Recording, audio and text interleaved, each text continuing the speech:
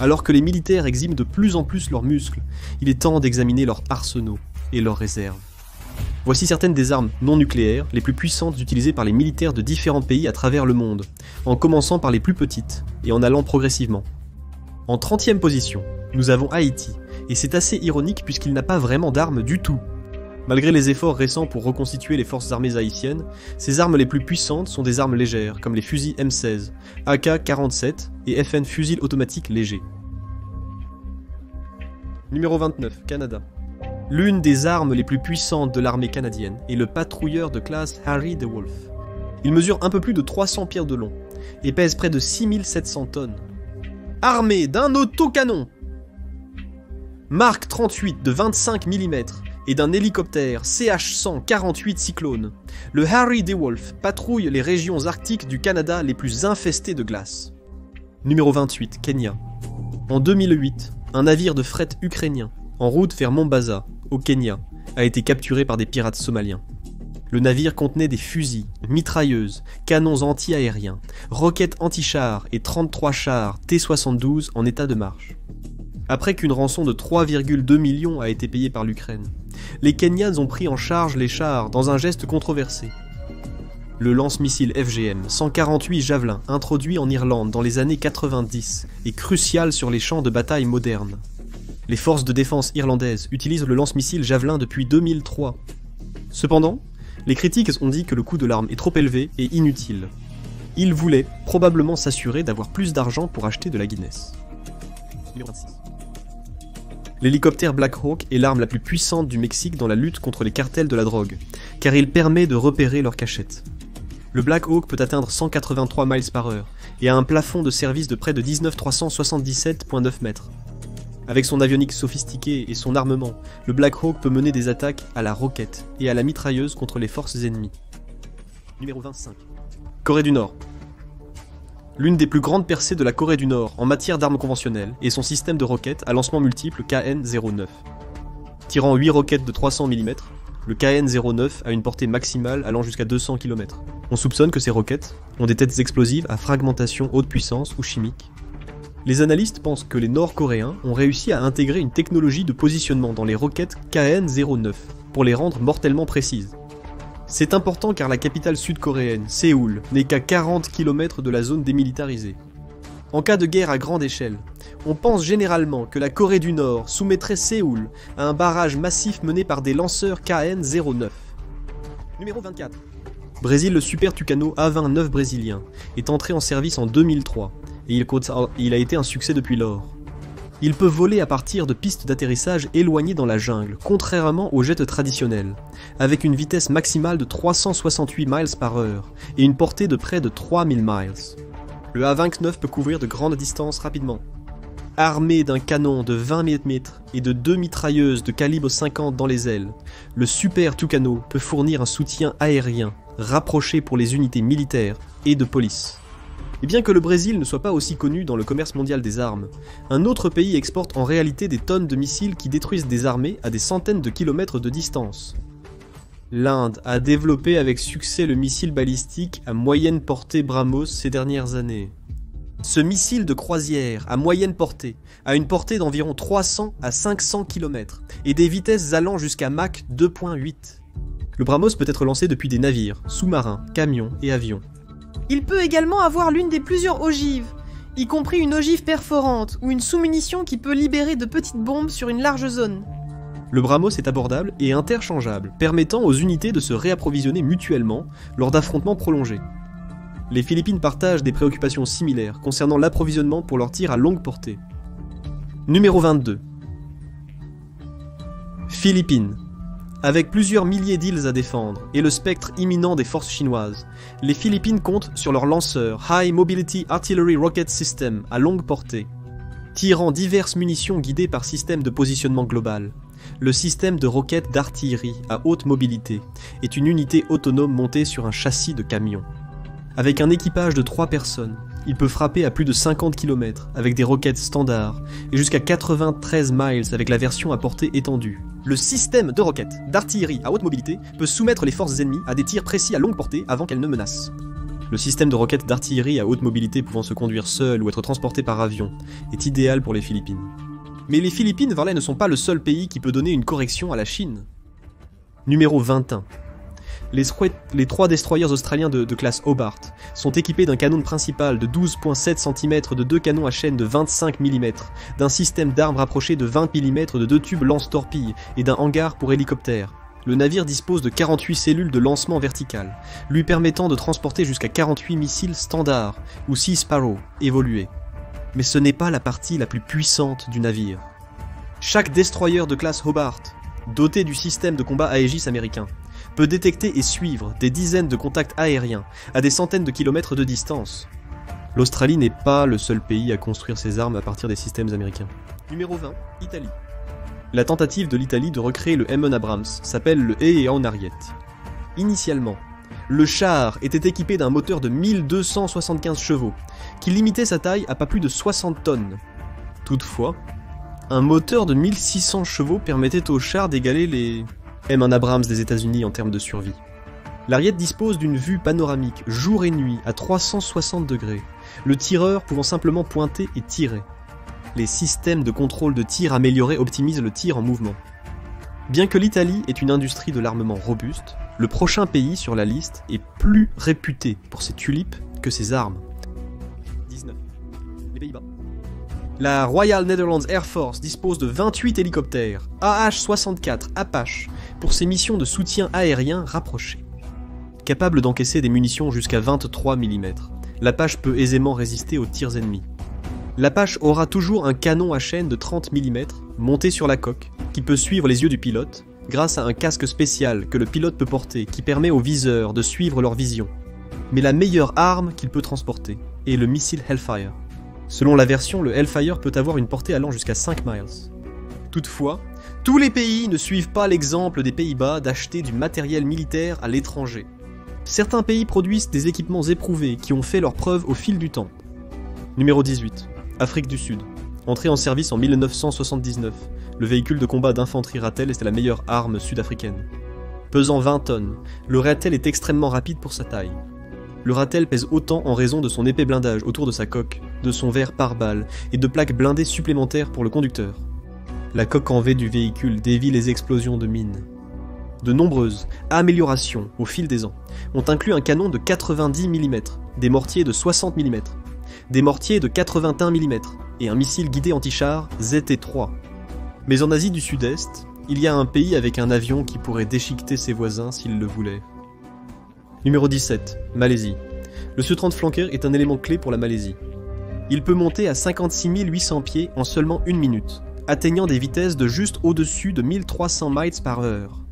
L'avion peut transporter 37 000 livres d'armement. Capable de transporter une grande variété de munitions air-air, air-sol et anti-navire, le Flanker est l'arme parfaite pour faire face à presque toutes les menaces. Il est aussi très manœuvrable grâce à sa poussée vectorielle. Les 18 Su-30 sont un système d'armement très puissant qui peut rivaliser avec les avions de la région, en particulier tous les chasseurs que possède la Chine, y compris le J-6. Plusieurs pays possèdent des armes destinées à attaquer la Chine. Numéro 16. Singapour a annoncé en 2023 que ses 6 frégates de classe formidable bénéficieraient d'améliorations de mi-vie. Parmi ces améliorations, le navire recevrait un nouveau missile anti-navire nommé Blue Spear. Mesurant plus de 10 pieds d'arçon de long et pesant presque 2000 livres, chaque missile possède une ogive à haute explosivité ou semi-perforante qui peut déchiqueter les navires modernes. Avec une portée de 290 km, les marins peuvent préprogrammer les trajectoires de vol avant le décollage des rails. Pendant le vol, le missile peut sélectionner différents profils d'attaque, comme le rasage de la mer, le pop-up ou une attaque de haut en bas. Mais Singapour n'est pas le seul pays à rendre les eaux de la mer de Chine méridionale un peu plus hostiles. L'Indonésie contribue qu'aussi. Numéro 15, Indonésie. La classe Scorpion de la marine indonésienne peut être petite, mais elle peut frapper fort. Avec 18 torpilles lourdes, le sous-marin peut détruire les navires ennemis. Il peut également tirer des missiles exocètes anti-navires et poser jusqu'à 30 mines marines. Les modèles récents utilisent une propulsion sans air. Avec le propulsion anaérobie, les sous-marins utilisent des cellules de batterie pour produire de l'énergie, afin de maintenir les bateaux sur batterie beaucoup plus longtemps. Avec l'ajout de batteries lithium-ion, l'endurance a atteint un impressionnant 78 jours en immersion et près de 8000 milles nautiques d'autonomie. La marine indonésienne deviendra une puissance régionale en mesure d'infliger de lourds dégâts à des pays comme la Chine, si elle le décide. Encore une autre nation du Pacifique Sud égalise le terrain de jeu avec un avion américain. Numéro 14, Nouvelle-Zélande. Les 4 Perlo. Poséidon néo-zélandais sont des avions impressionnants. Le Poséidon, basé sur l'iconique Boeing 737, est le meilleur avion de surveillance maritime au monde, étant essentiellement un avion de ligne armée. Bourré de dizaines de capteurs, de radars et de tableaux, le P-8 peut détecter des navires et des sous-marins à des centaines de kilomètres de distance, mais il peut aussi se mesurer à l'ennemi.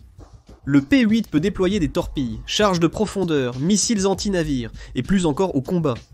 Combiné à sa portée opérationnelle de près de 1400 miles, le P-8 peut décimer les flottes ennemies par lui-même. En Europe, un autre pays agit de même avec un navire de pointe. Numéro 13, Danemark.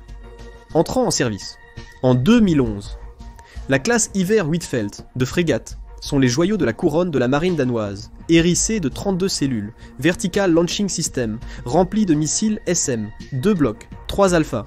La classe Iver Huitfeldt est capable d'engager des avions et des missiles jusqu'à 100 miles de distance. Avec 2 packs de 4 missiles 6 Sparrow évolués et 2 systèmes d'armes rapprochés de 35 mm, le navire a plus que suffisamment de défense pour faire face à toutes les menaces aériennes. Le navire dispose d'un canon de pont de 76 mm et de 16 missiles Harpoon pour sa mission de guerre de surface. Enfin, le navire peut éliminer les sous-marins avec ses 2 lance-torpilles ou son hélicoptère MH-60 Romeo. Mais le Danemark n'est pas le seul pays nordique prêt à affronter les Russes. Numéro 12, Norvège. Système de missiles avancés surface-air norvégien signifie système de missiles avancés surface-air norvégien. Mis en service en 1997, il est rapidement devenu un succès à l'exportation. La principale raison est son munition. Les systèmes nationaux avancés de missiles surface-air peuvent tirer des missiles air-air avancés à moyenne portée, 120 ou des Advanced Medium Range Air-to-Air Missiles, 9 Sidewinder. Un autre facteur clé est son radar sentinelle avancé. Les systèmes nationaux avancés de missiles surface-air ont une portée de balayage de 120 km, leur permettant de suivre des contacts aériens à grande distance. Cependant, l'arme est plus un système de défense puisque ces missiles air-air avancés à moyenne portée, 120, ne peuvent engager des cibles qu'à une distance maximale de 30 km. Les excellentes capacités de suivi des systèmes nationaux avancés de missiles surface-air peuvent partager des données avec d'autres unités de défense aérienne en temps réel. La Norvège n'est pas le seul pays à développer des systèmes de protection contre les menaces émergentes. Numéro 11, Finlande.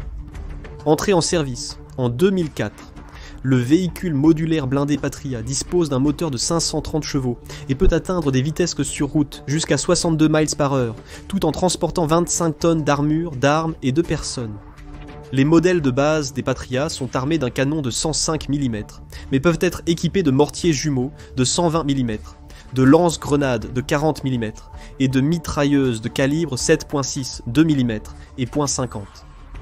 Plus de 1600 sont en service dans des pays tels que la Pologne, la Croatie, la Slovénie, la Suède et les Émirats Arabes Unis. Avec le Japon qui en a acheté plus de 800, le Patriot sera probablement le véhicule blindé le plus courant sur les champs de bataille dans les années à venir, tout comme le char principal de ce prochain pays européen. En Allemagne, le débat sur la supériorité des voitures allemandes reste d'actualité. La qualité de leurs chars, cependant, est incontestable. Avec son canon à âme lisse de 120 mm L55, le Léopard 2 a suffisamment de puissance de feu pour percer des cibles à plusieurs kilomètres de distance. Combiné à son moteur diesel, K500, un de 1500 chevaux, le Léopard 2 peut atteindre jusqu'à 72 km/h, tout en conservant un excellent rapport poids-puissance. Le char a une excellente survie grâce à son design incliné et son armure composite. L'Allemagne continue de moderniser son blindage, ses systèmes de visée, ses ordinateurs de contrôle de tir et ses suites de communication pour maintenir l'avantage compétitif du char, comme un autre pays l'a fait avec ses avions. Numéro 9, Belgique. Avec les premières livraisons de F-16 ayant eu lieu en 1979, la force aérienne belge reste l'un des opérateurs OG de l'avion. Mais ces structures nombreuses sont vieilles de plusieurs décennies, et l'avionique et les systèmes à bord ne peuvent pas rivaliser sur un champ de bataille aujourd'hui. C'est pourquoi le pays les a mis à niveau à mi-vie. Chaque avion du programme a subi des modifications structurelles pour assurer sa navigabilité future. De plus, les avions MLU ont reçu de nouveaux capteurs et armes. Parmi ces améliorations figurent les nacelles de ciblage, lanternes, la capacité de transporter des missiles air, air avancé à moyenne portée, 120, missiles air avancé à moyenne portée, 9, et des munitions d'attaque directe interarmées pour l'attaque au sol.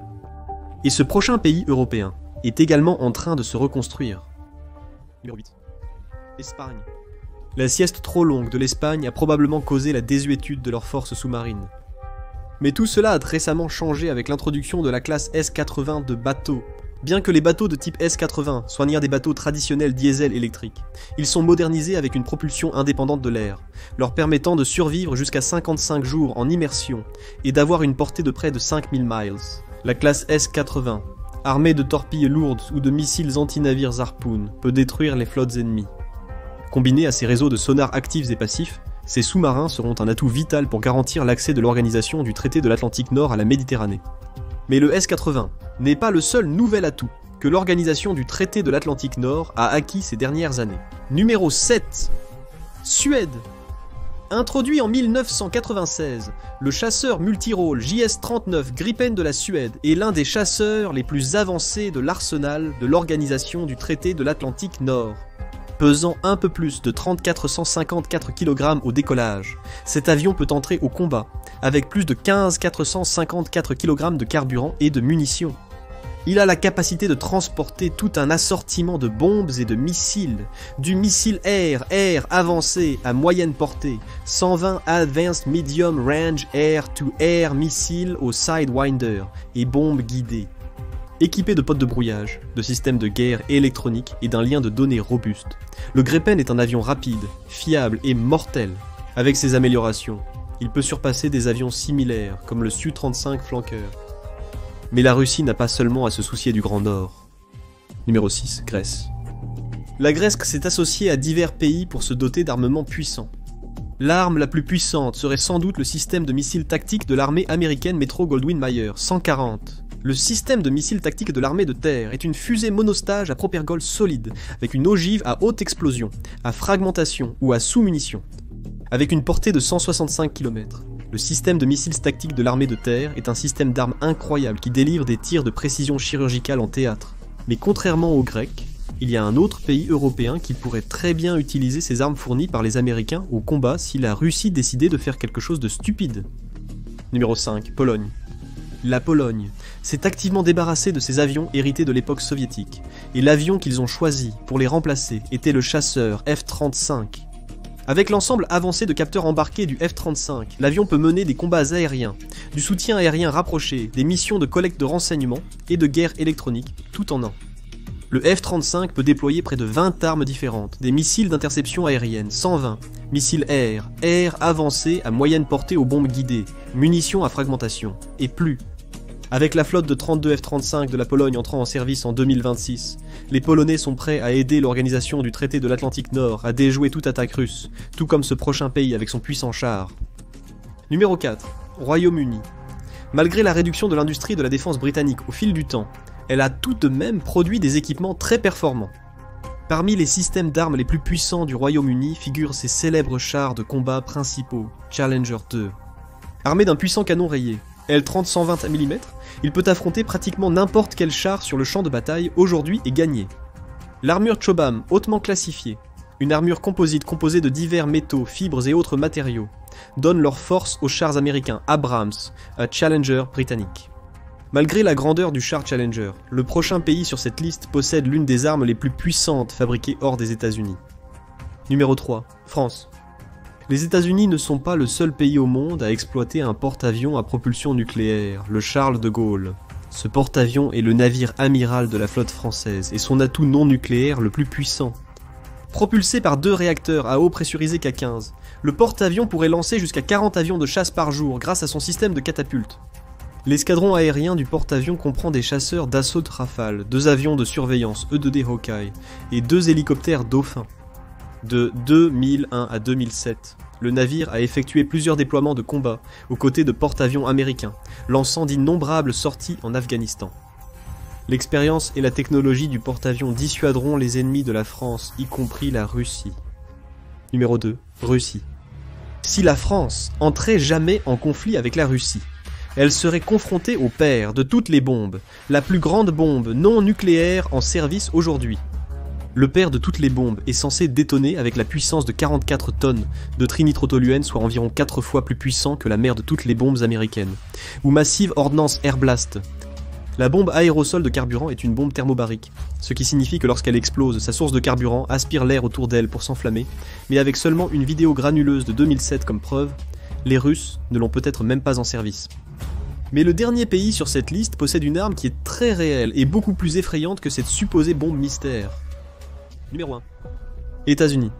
Bien que l'arsenal américain soit vaste, peu d'autres systèmes peuvent rivaliser avec le bombardier lourd B-2 Spirit. Le B-2 est équipé de nombreuses technologies furtives, dont une peinture absorbant les radars, une conception d'ailes innovante, des échappements dentelés, et d'autres encore classifiés. Ayant une portée de presque 6900 miles, le B-2 peut entrer furtivement dans tout espace aérien mondial. Le B-2 peut larguer jusqu'à 16 bombes à usage général, Mark 84 équipé de kits de munitions d'attaque directe conjointe, où il peut tirer jusqu'à 16 air-to-ground missiles, 129. Missiles de croisière lancés par avion, ou munitions d'attaque conjointe à distance de sécurité air-to-ground missiles, 158 par Yuyan. Si la cible est souterraine, le B-2 peut larguer des pénétrateurs d'ordnance massifs pour anéantir toute cible souterraine. Ainsi, le B-2 est aujourd'hui l'arme conventionnelle en service la plus puissante au monde. Allez maintenant regarder classement des armées les plus puissantes en 2024, ou cette vidéo à la place.